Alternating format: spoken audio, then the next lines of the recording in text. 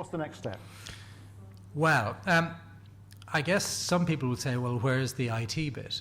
And in my view, and this all started a year ago, when a gentleman had just joined us, Gareth Tankard, the CEO of BIFM, called me up and said, I hear you've got some spare time.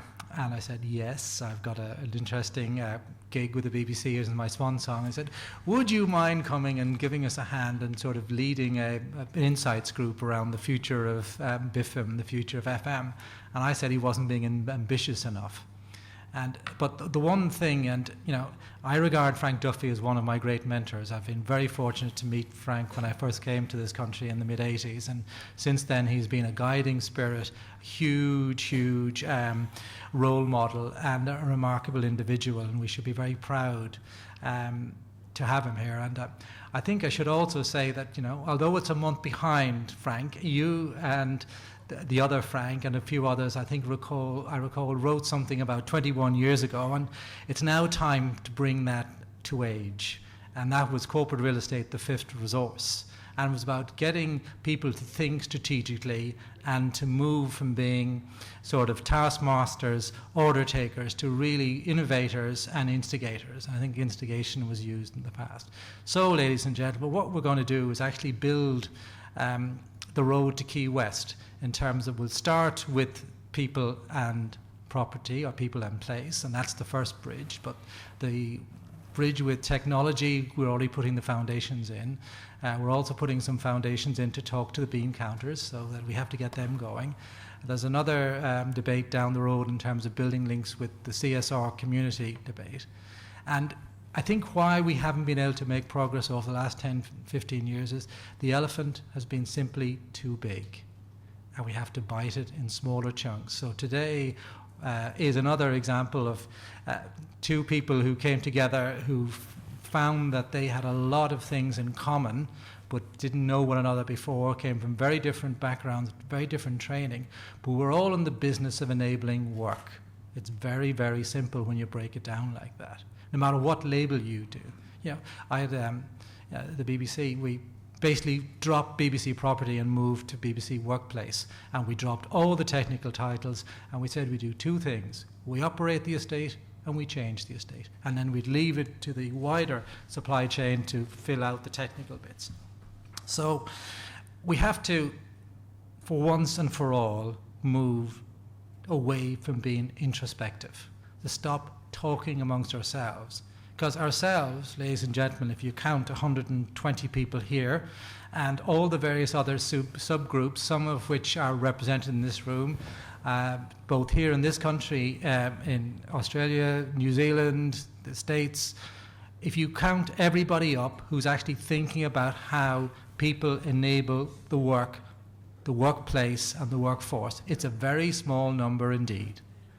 So the idea is, let's join the dots and actually work towards creating a voice that can be recognized, working in partnership with our colleagues from the world of finance. So we create some different measures, maybe one around human capital, maybe, who knows.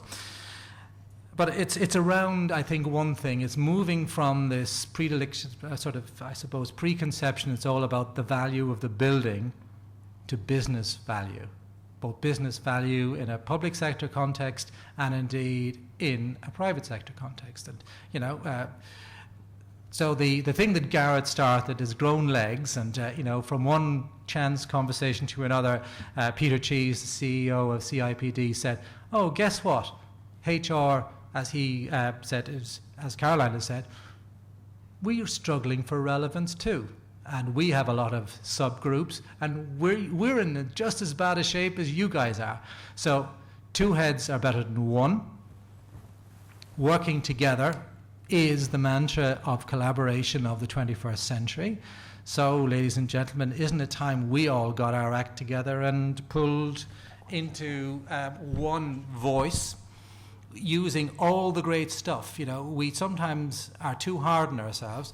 There's an enormous amount of good practice, good examples from, the adoption of activity-based working in the Australian retail banking sector, to all the stuff that's going on in co-working in North America, to the variety of experiments. And, we should add the Brussels example as well. It confounds the stereotypical view of things there, and puts the people in the Berlaymont to shame, to really taking a view to take a step forward, to stop looking backwards, to take a role in shaping our future, whatever that future may be, whether it's a convergence of people, property and place, whether it's the creation of new forms of thinking, enabling work, it's new professions, who knows what it is.